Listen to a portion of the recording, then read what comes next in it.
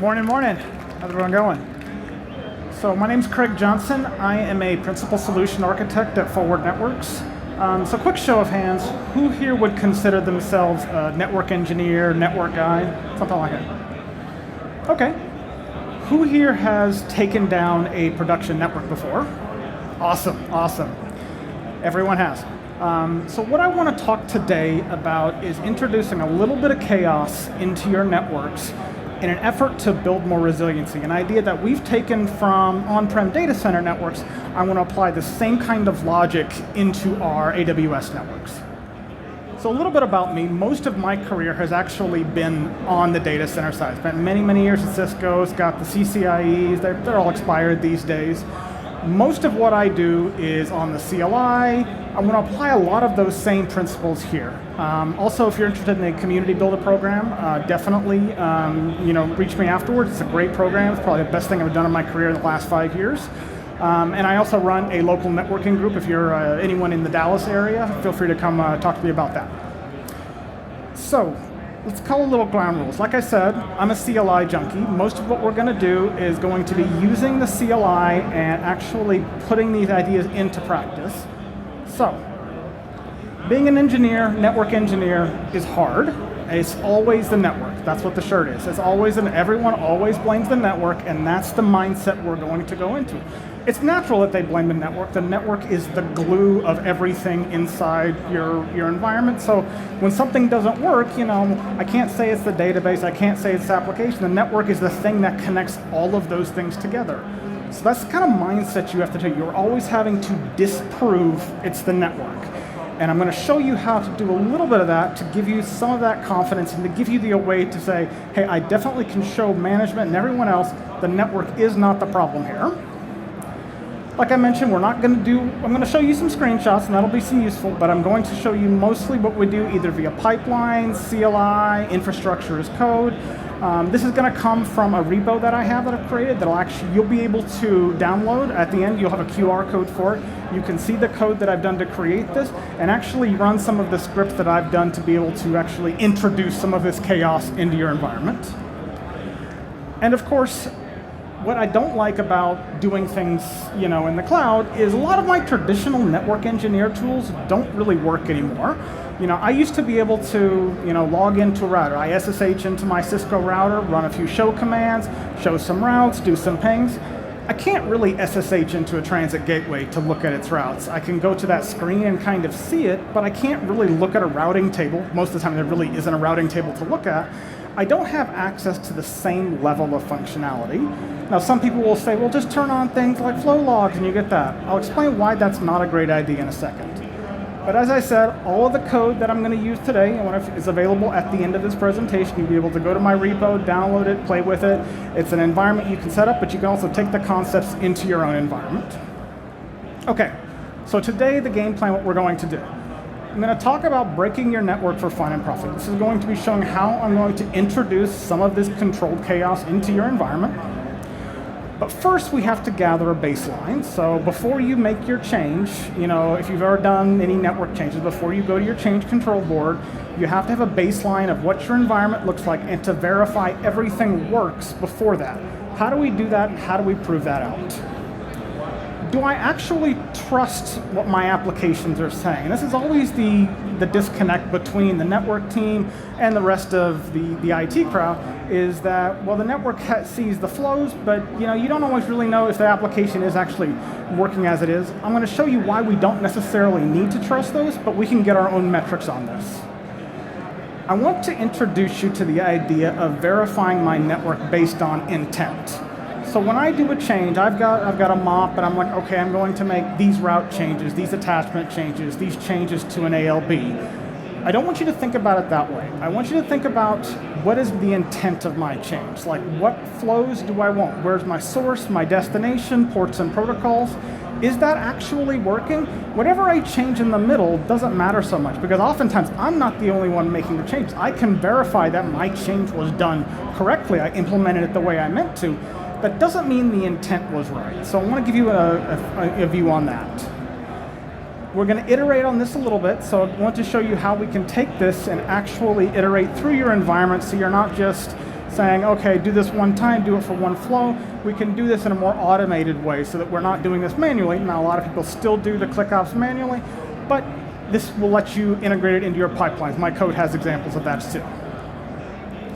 So it turns out there's actually quite a few network engineer tools in AWS that a lot of people don't know about. And it kind of makes me sad that people don't really understand some of these tools that we can use are in lieu of me SSHing into a device. I can use AWS Network Manager to get a good view of my entire environment. If you are in one or more VPCs, you've got transit gateways, you've got transit gateway connects, you've got direct connects, VPNs, lots of tools that I want to show you here. The main thrust I want to really focus on is using the reachability analyzers. This will help me look at the intent of my environment and help me figure out what's going on here. So it turns out you can actually have quite a bit here that honestly, I don't see many people using because you just kind of assume the network works, but when it doesn't, you kind of rush to some of these to figure things out. I want to give you an idea of how to use this today to figure these things out. So, the first thing you want to do, and I rarely see people do this, is get a good visualization of your network. Now, if this was a data center network, this would be me either, opening up Visio or Draw.io, connecting my routers together. Maybe I've got an automated tool to do this, but generally it's just doing those things and connecting them. Way back in the day, getting one of those really big plotters and making my nice network map with all of my top-of-rack switches and everything together. I fortunately don't have to do that on AWS. I can use AWS Network Manager to visualize all of my AWS components, my transit gateways, my direct connects, my VPNs, my transit gateway connects, just by registering in Network Manager. It doesn't cost you anything, and it's a way for you to pull up all of this environment together. So it's super, super easy to do. All you really need to do, and of course you can do this via the GUI, but like I said, CLI, you create a global network in Network Manager. You create the sites that you're going to do. So it's not even just your AWS components. Obviously, you're going to have direct connects, VPNs, things that are going to connect to external. I can create sites and actually show you where those things are connected to create this kind of picture of your environment. Reference the same ID. You can even put locations because this will give you a global map to show you where these things are at. So I can say, hey, here's all of my end-to-end network, not just AWS, but everything else with it. I can create devices, so obviously I don't manage those devices, but I can add like my Cisco routers, my on-prem firewalls into this, same thing there, and then create links to show how they connect them and even put bandwidth on those links. Now once I've done that, I can actually even do this across accounts too. So many people don't have only one account. You can do this across multiple accounts. As long as you give the right level of IAM access, you can create the entire environment no matter how big or small this happens to look like. So once I have created this, this creates a dynamic map of my environment. So I can show, and it also updates whether things are up or down. So you see the purple links are my transit gateway connection. The green links are my VPN connectivity or direct connect. Everything, including my VPCs, transit gateway connects, everything that I have in this environment is going to show up in this environment. And as things gets updated, as you add new VPC attachments, as you add firewalls, as you add anything to this, it's going to update. So you can always say, hey, I know before I make any of my changes, this is a visual representation of my network so that you can go to your change control board and say, the network is in a good state, at least from a high macro level, to show me how my entire global network is set up. Okay, now that you've done that, let's move on to actually doing a couple of guardrails here.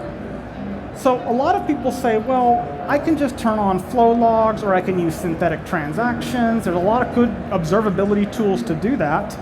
It doesn't really help on a network side. They are super useful though.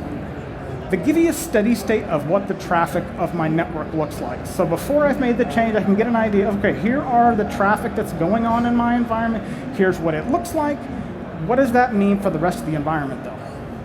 Now, if I have no idea, now as a network guy, I often don't know what my applications are doing. Things are deploying, spinning up, spinning down all the time. This gives me a really great way to say, okay, here's the traffic in my environment.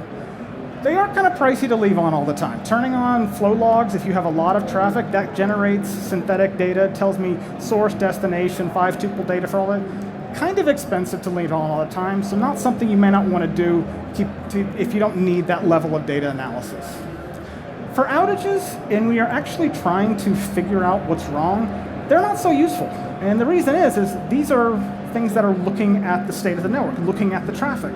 If I've broken something and it's down, the traffic's not flowing. It doesn't tell me where something's going on.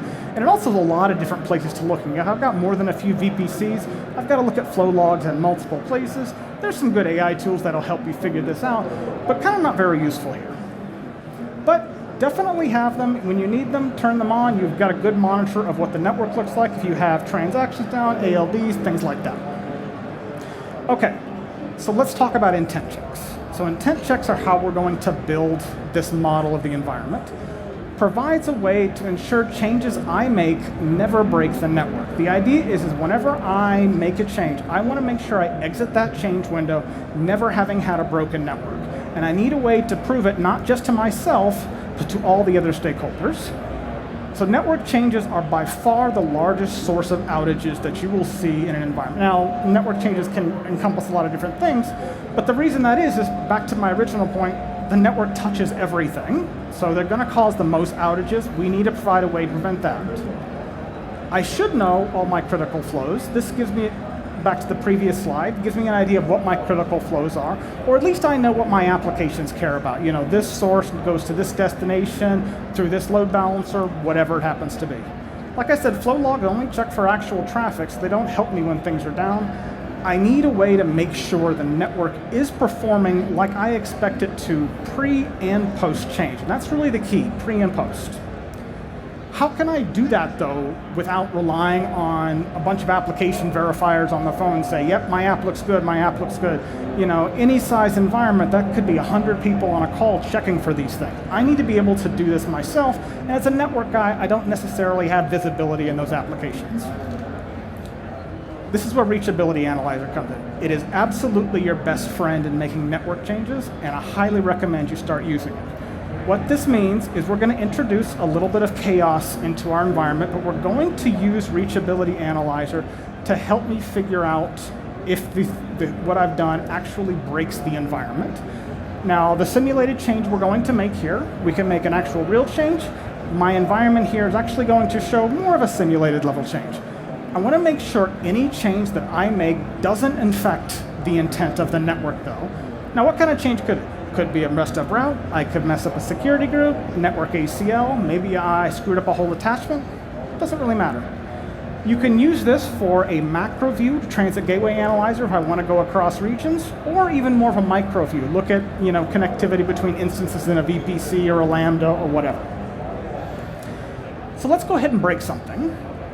We're going to go ahead and create some chaos inside our network. So there's lots of fun things we could do. I could block something in a security group, misconfigure an attachment somewhere, maybe create a black hole route, change ALB targets, really, you know, or even just kind of ruin my entire network firewall policy. Lots of things I could do that, just in the course of making changes, is pretty common and super normal that you'll see in an environment. Now, before you start doing this, you might not want to do this on your production network. It's your career. You handle it how you want to. But you might want to do this in a twin of the environment or use my repo to actually practice some of this. Once you get a little better at this, you can start to introduce some of this control chaos, but maybe not just yet. So let's go ahead and run our pre-flight intent checks. Okay, so this is Reachability Analyzer. Notice what I've done here is I have a series of checks that are here. These are all point-in-time checks, though. So every time that I do this on a baseline, I do this before and after my change, I give a point in time that says, yes, the network is functioning correctly.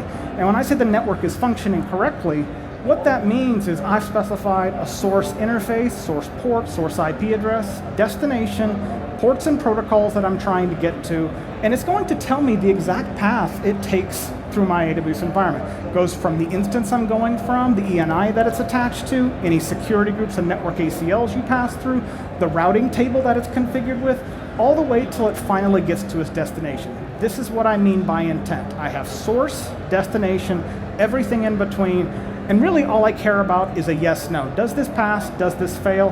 From the previous slide, you saw that all of those were successful. So I run these checks, I give this to my change review board and say, yes, every one of my intent checks are passing before I make the change. I make my change, and then I run them again afterwards and see what happens.